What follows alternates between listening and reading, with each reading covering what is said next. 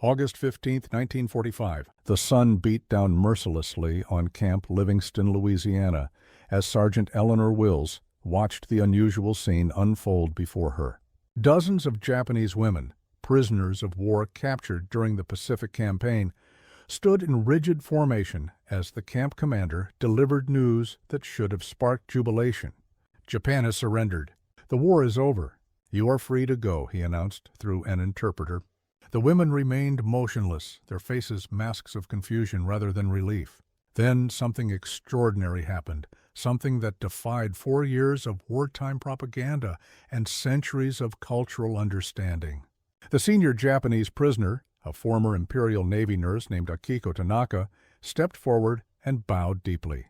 "Please," she said, in halting English, that Sergeant Wills would remember for the rest of her life, "please let us stay."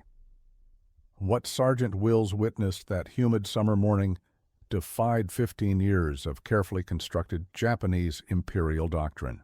These women, nurses, communications specialists, and auxiliary personnel captured throughout the Pacific Theater, were not rushing toward freedom, but begging to remain in captivity. In that moment, watching tears stream down Tanaka's face, Wills realized she was observing the complete collapse of an ideology, dismantled not by torture or coercion, but by something far more devastating: exposure to American abundance. The journey that led to this extraordinary moment began years earlier, when Japan's military leadership had crafted a narrative of American weakness and decadence.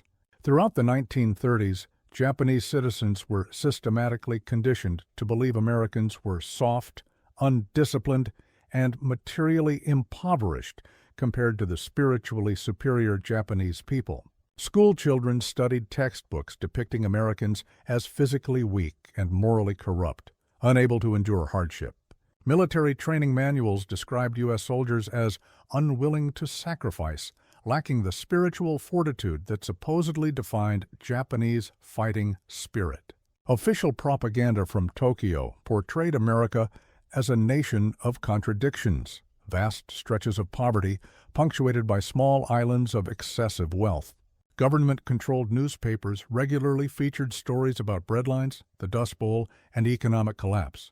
The Great Depression had been particularly useful to Japanese propagandists, who pointed to America's economic struggles as evidence of fundamental weakness in Western capitalism and democracy.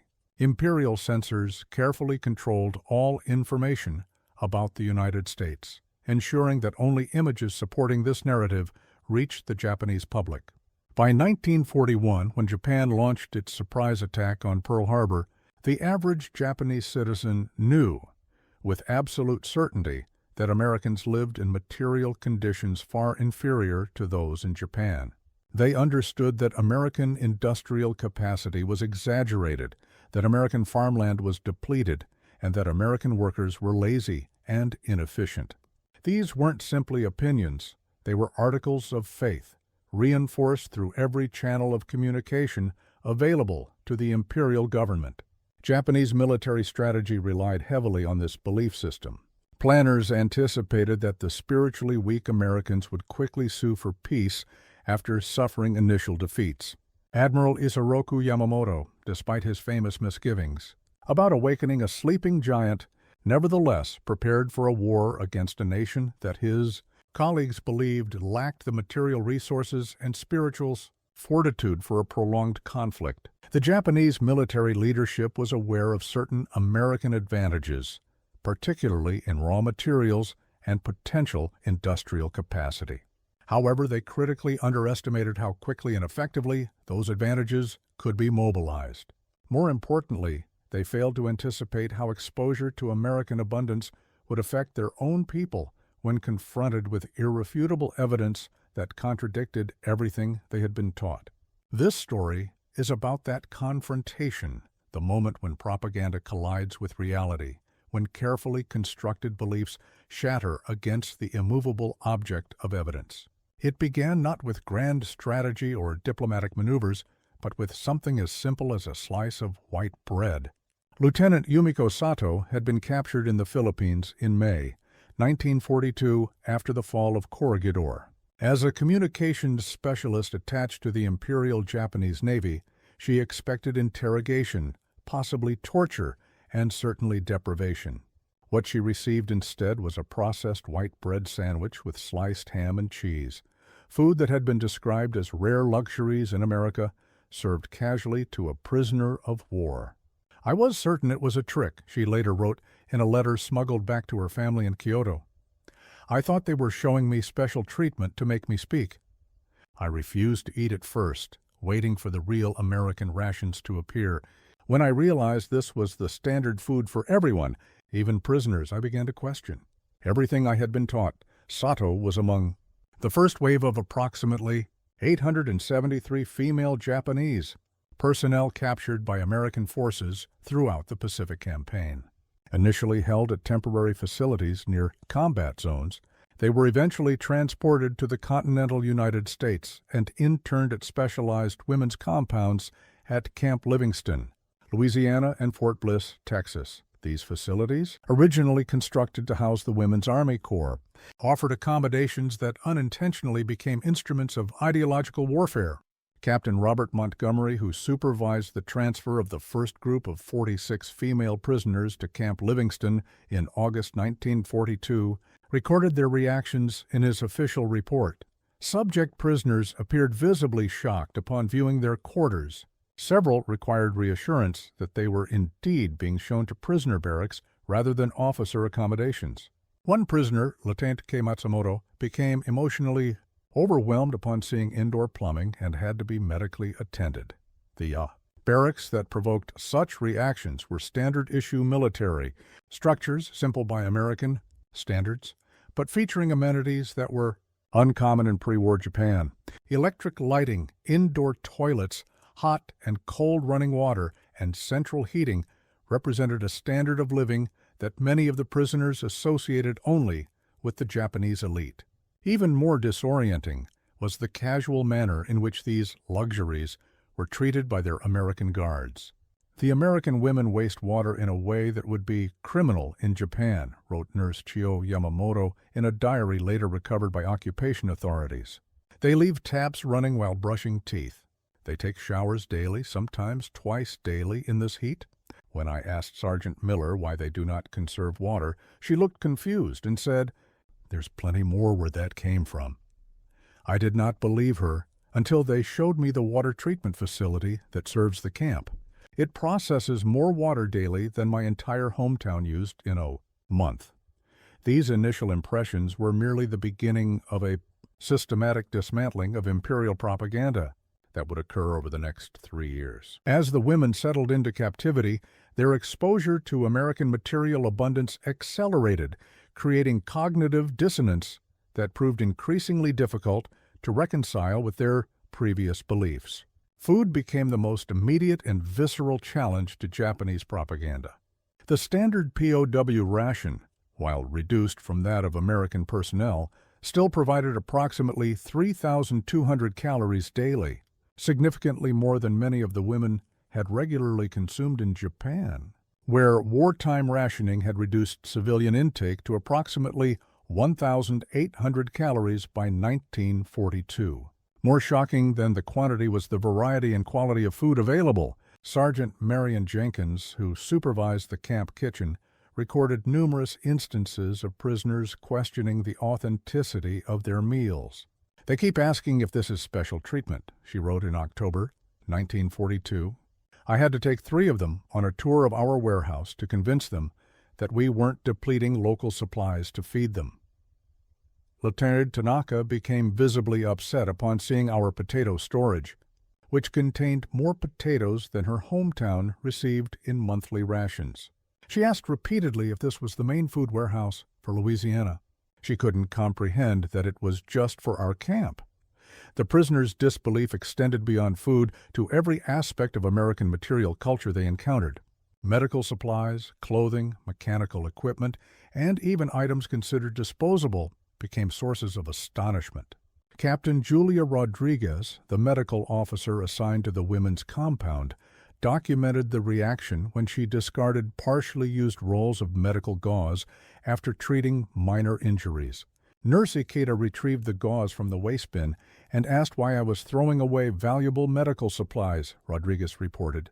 When I explained our protocols for preventing infection, she became agitated and explained that in Japanese field hospitals, they would wash and reuse gauze until it literally fell apart. She showed me darning techniques they used to extend the life of medical textiles. When I showed her our medical supply room with its hundreds of gauze rolls, she sat down on the floor and wept. Later, she told me she had watched patients die in the Philippines because they had run out of basic supplies, like the ones we were discarding daily. The revelation extended beyond consumer goods to industrial capacity. In April 1943, as part of a work program designed to reduce the psychological strain of captivity, several prisoners with technical backgrounds were permitted to work under supervision at a nearby cannery processing vegetables for military rations. Lieutenant Haruko Nishimura, an engineer who had worked in food processing in Osaka before the war, experienced what camp psychologist Dr. William Barrett described as a profound reality break upon seeing the facility. The machinery is twice as large and 3 times as fast as our most modern facilities in Japan, Nishimura noted in a statement recorded during a psychological evaluation. One American cannery processes more in a day than my entire factory could handle in a week, and this is not even their main production facility. The supervisor told me this was one of dozens of similar operations. When I expressed doubt, he showed me shipping manifests from other canneries. The numbers were so large, I thought there must be a translation error.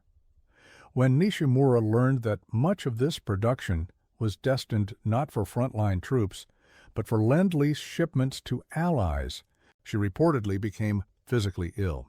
We are fighting a nation that can feed itself, arm itself, and still supply its allies with more than Japan's entire production, she told the camp interpreter.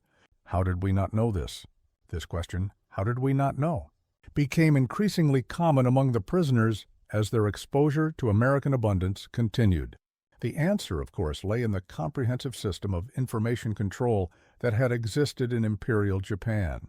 Without access to accurate information about American industrial capacity, Japanese citizens and even military planners had no context for understanding the true disparity between the nations.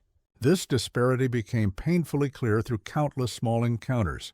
In September 1943, a group of prisoners was taken to a department store in Alexandria, Louisiana, to obtain civilian clothing items not available in military supply. The outing, intended as a routine procurement task, became another moment of revelation. Midori Tanaka, a former clerk at what had been considered an upscale Tokyo department store, wandered through the American store in a state of shock. The quality of fabric available to ordinary Americans is better than what was reserved for luxury clients in Japan, she later told camp administrators. And the quantity, racks and racks of dresses, shelves of shoes in every size. In Tokyo, by 1941, we had to turn away customers because we had nothing to sell them. Here, in the middle of war, in a small American city, there is more merchandise than I have ever seen. The prisoners were particularly struck by evidence that this abundance reached all levels of American society. When Captain Eleanor Williams arranged for several prisoners to assist with clerical work at the camp headquarters, she unintentionally created another opportunity for propaganda to collide with reality.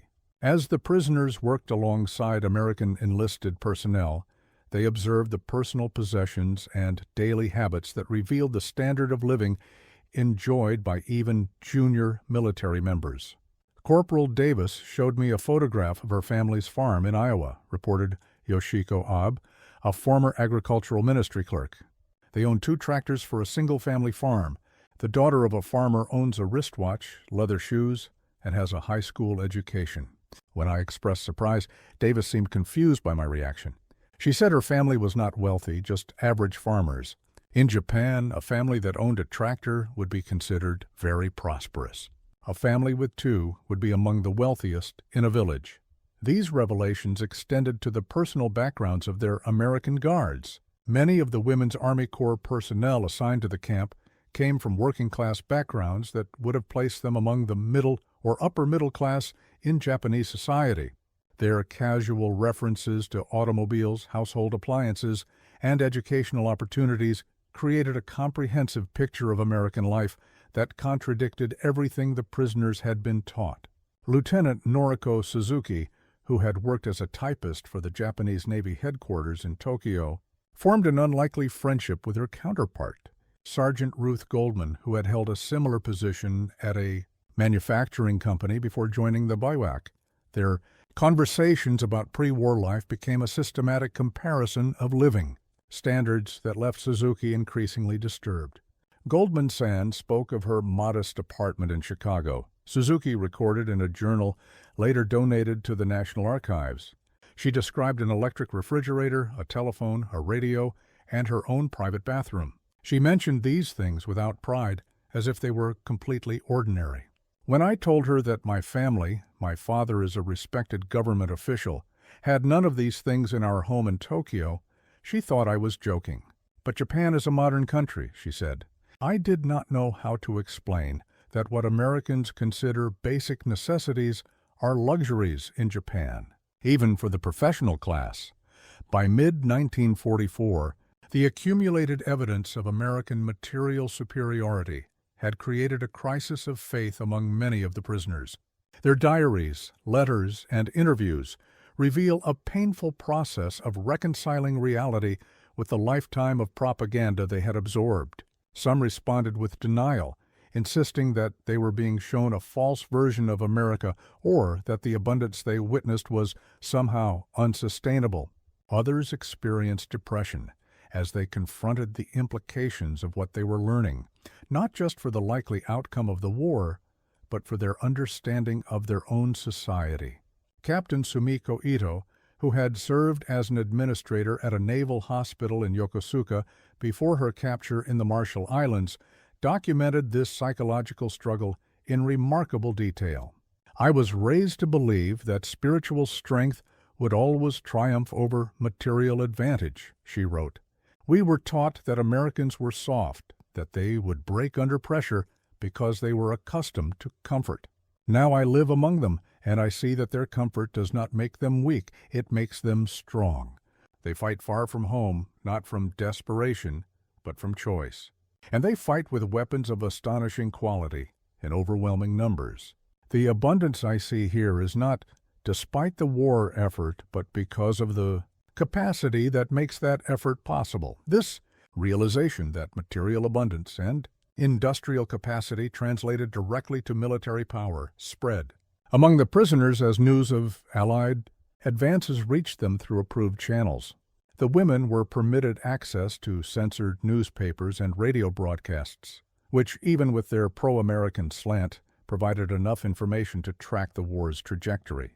As American forces advanced across the Pacific, capturing island after island and subjecting the Japanese homeland to intensifying bombardment, the prisoners could correlate these military successes with the industrial might they witnessed daily. In January 1945, the prisoners were shown a documentary film about American war production. While intended primarily as entertainment, the film became another vector for dismantling imperial propaganda. The footage of enormous factories producing aircraft, ships, and tanks in quantities that seemed impossibly large had a profound impact on the technically educated prisoners. Lieutenant Yuriko Nakamura, who had studied engineering at Tokyo Imperial University, watched the Ford Willow Run bomber plant footage in silent disbelief. When the narrator mentioned that the facility produced one B-24 bomber every hour, she stood up and left the room. Guards found her outside, visibly shaken. "It is not possible," she kept repeating. "Our best aircraft facilities might produce 1 or 2 bombers per week. The mathematics does not allow for such production. There must be some propaganda trick in the film."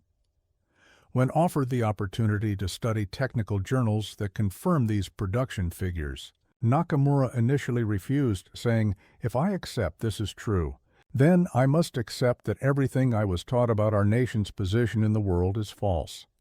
This crisis of faith was not universal. Some prisoners maintained their ideological commitment despite the evidence surrounding them. They attributed American abundance to decadence and spiritual weakness, clinging to the belief that Japanese spiritual superiority would eventually overcome material disadvantage. These ideological holdouts created tension within the prisoner community, sometimes ostracizing those who openly expressed doubt about Japan's propaganda narratives. Yet even the most committed gradually found their positions difficult to maintain as the evidence mounted, and the war's trajectory became clear. By spring 1945, as news of the devastating firebombing of Tokyo and other Japanese cities reached the camp, even former holdouts began to reconcile themselves to the implications of what they had witnessed. Hanako Yoshida, who had been a teacher in Nagasaki before being captured while serving as a military clerk in the Philippines, described this transformation in a statement to camp authorities. "I taught my students that Japan was the equal of any Western power, that our spiritual strength compensated for any material disadvantage. Now I understand that I was teaching a comfortable illusion. The gap between Japan and America is not like the gap between two modern nations. It is like the gap between two different eras of history. We have been fighting a war against a nation that exists 20 years in our future." As the material superiority of American society became undeniable, many prisoners shifted their focus to understanding how this abundance was achieved. They began requesting books on American history, economics, and industrial development. Camp authorities, seeing an opportunity for positive engagement, established an informal education program that became unexpectedly popular. Sergeant Helen Martinez, who had been a high school teacher before the war, was assigned to coordinate these educational activities. "I expected maybe a dozen women to participate," she later recalled. Instead, nearly 80% of the prisoners enrolled in at least one class. The most popular subjects were American agricultural methods, industrial organization, and educational systems. They approached these topics with an intensity that was almost desperate, as if understanding American abundance had become a matter of urgent personal importance. This urgency reflected a growing awareness among the prisoners that Japan's defeat would necessitate fundamentals changes in Japanese society. As they absorbed information about American institutions and practices, many began to see themselves not just as prisoners, but as students, reluctant pioneers who might help rebuild their nation after a defeat that seemed increasingly inevitable. Their American guards observed this transformation with a mixture of sympathy and fascination. Captain Elizabeth Warren, who commanded the women's compound at Camp Livingston from November 1944 until the end of the war, documented the changing attitudes in her monthly reports. The prisoners no longer maintained the rigid military discipline that characterized their behavior upon arrival, she wrote in March 1945. They engage freely with American personnel, ask countless questions about our society, and express concerns about conditions in Japan rather than their own captivity. Many have stated explicitly that they believe they are receiving better treatment as prisoners than their families are experiencing as free citizens in Japan. This belief was tragically accurate. As the prisoners enjoyed 3 meals daily, heated barracks, and adequate clothing, their families in Japan faced increasingly desperate conditions. By early 1945, civilian food rations in Japan had fallen to fewer than 1,500 calories per day. Clothing was strictly rationed, fuel was scarce, and American firebombing was destroying Japan's cities at an accelerating pace. Letters that occasionally reached the prisoners through the International Red Cross confirmed their fears about conditions at home. Fumiko Hayashi, a communications specialist captured on Saipan, received a letter from her sister in Yokohama in April 1945 that starkly illustrated the disparity. "We receive 350 grams of rice per person weekly," her sister wrote. "Mother has been ill, but there is no medicine. We burn our furniture for cooking fuel." Hayashi, who had just finished a dinner that included chicken, vegetables, and ice cream, showed the letter to Camp Administrator Lieutenant Grace Sullivan. "I am a prisoner eating meat while my family starves as citizens," Hayashi said. "How can I reconcile this? Everything we were taught about America and Japan has proven false. We were told Americans would torture us if captured. Instead, you feed us better than our own military fed us. We were told Japan was winning the war through spiritual strength. Now I learn my city is in ruins and my family is starving. The truth is opposite of everything I believed. This inverted reality, prisoners living better than civilians, captivity offering more security than freedom, reached its logical conclusion on August 15, 1945, when Emperor Hirohito announced Japan's surrender. At Camp Livingston, the prisoners were gathered to hear a translation of the Emperor's radio address, followed by an announcement from Camp Commander Colonel James Whitaker that arrangements would be made for their repatriation to Japan. The reaction, as witnessed by Sergeant Eleanor Wills, defied all expectations. Rather than celebrating their imminent freedom, many prisoners appeared distressed by the news. After Akiko Tanaka stepped forward to request that they be allowed to remain in American custody, 76% of the prisoners signed a petition asking to delay their repatriation. The reasons they gave revealed how completely their worldview had been transformed. "I have nothing to return to," wrote Lieutenant Masako Taniguchi. "Oike seed sure. My home in Tokyo is destroyed. Here I have food, shelter, and safety. In Japan, I would be another hungry mouth in a starving nation." Beyond these immediate practical concerns lay deeper fears about reintegrating into a society still governed by the ideology they had come to reject. "I no longer know how to be Japanese in the way I was taught," wrote Nurse Yoshiko Kawabata. "I have seen too much, learned too much. How can I pretend to believe what I now know is false? How can I teach others without revealing what I have learned? I fear I would be seen as contaminated by American ideas." This fear of ideological contamination was well-founded. Japanese military personnel who were repatriated immediately after the war often faced suspicion and ostracism. Those who spoke positively about their treatment as prisoners were sometimes accused of having been brainwashed or having collaborated with the enemy. For female prisoners, these suspicions carried additional weight in a society where women's behavior reflected on family honor. Colonel Whitaker forwarded the prisoners' petition to the War Department with his own recommendation that the women be allowed to remain in protective custody until conditions in occupied Japan stabilized. "These women have undergone a profound psychological transformation," he wrote. "They have been exposed to aspects of American society that fundamentally contradict their previous understanding of our nation and their own. This has created a unique vulnerability that merits consideration as we plan for their repatriation." The War Department ultimately denied the request, citing the need to resolve all prisoner-of-war situations promptly now that hostilities had ceased. However, they did authorize a 3-month transition program designed to prepare the women for return to a Japan under American occupation. This program, implemented at Fort Bliss, Texas, combined practical training and skills that might prove useful in rebuilding Japan with psychological preparation for the challenges of reintegration. Dr. Elizabeth Conrad, a psychologist who helped design this transition program, documented the prisoners' concerns in a report that captured their unique perspective. These women occupy an unprecedented position in the history of warfare. They have lived inside the society of their enemy during a time of total war. They have witnessed American abundance, while their homeland experienced increasing deprivation. They have access to ground truth about both societies that few others possess. Their greatest fear is not returning to physical hardship, but to a society that may reject the truths they have witnessed.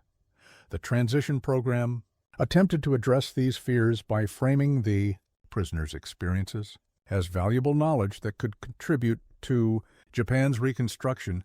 "You will return not as contaminated, but as informed," instructors told them. "You have seen firsthand the society that will now help rebuild Japan. This knowledge makes you not traitors, but pioneers." This reframing helped many prisoners reconcile themselves to repatriation, though doubts remained. On November 12, 1945, the first group of 123 former prisoners boarded a transport ship in San Francisco Harbor. Sergeant Wills, who had witnessed their initial reaction to news of Japan's surrender, was present for this departure as well. "They no longer wore the expression of fear I saw in August," she later wrote. Instead, they seemed determined, as if approaching a difficult mission rather than simply going home. Lieutenant Tanaka, who had first asked to remain in America, told me, "We are returning to a different Japan than the one we left. Perhaps it will be ready to hear what we have learned." The Japan to which they returned was indeed transformed. Under American occupation, the nation was beginning a process of democratic reform and economic reconstruction that would eventually create the modern Japanese economic powerhouse. The returning prisoners found a society where old certainties had been shattered and new ideas were cautiously taking root. Their reintegration experiences varied widely. Some, particularly those returning to rural areas where traditional attitudes remained strong, encountered suspicion and sometimes hostility. They were questioned about their time in captivity, with implications of collaboration or moral compromise. Others, especially those with technical or medical training, found their skills in high demand during the Reconstruction period, which helped ease their transition despite lingering ideological suspicions. What united these diverse experiences was the former prisoners' unique perspective on both pre-war Japanese propaganda and post-war American influence. Having seen American society firsthand during wartime, they recognized both the genuine advantages of American systems and the oversimplifications of occupation policies. Many became informal cultural interpreters, helping family members and communities navigate the complex expectations of occupation authorities. Yumiko Sato, whose encounter with the simple ham sandwich had begun her ideological transformation, eventually became an English teacher in Kyoto. In 1973, she gave an interview to an American researcher in which she reflected on her wartime experience. "The most powerful weapon America used against Japan was not the atomic bomb, but the refrigerator," she said. Material. Abundance destroyed our military myths more completely than any military defeat could have done. We were taught that Americans were soft because they had refrigerators. Then we learned that Americans had refrigerators because they were productive in ways we could not imagine. This single reversal of cause and effect required us to reconsider everything we thought we knew about both societies. This reconsideration extended far beyond the relatively small number of Japanese women who had been held as prisoners of war. As Japan rebuilt under American occupation, millions of Japanese citizens encountered aspects of American abundance that challenged their previous beliefs. The democratization of Japan, the land reforms, the constitutional changes, all were shaped by Japanese citizens' evolving understanding of the relationship between economic systems and quality of life. For the former prisoners, this national transformation carried personal significance. They had experienced their own version of defeat and reconstruction years before their nation as a whole. The ideological adjustments that had once isolated them from their society gradually became mainstream as Japan embraced aspects of the economic and political systems they had witnessed in America. By 1960, when Akiko Tanaka published her memoir Between Two Worlds, A Japanese Nurse's Journey from Enemy to Ally, Japan had already begun its economic miracle, achieving growth rates that would eventually make Japanese products synonymous with quality worldwide. In her conclusion, Tanaka drew a direct line between her experiences as a prisoner and Japan's post-war transformation.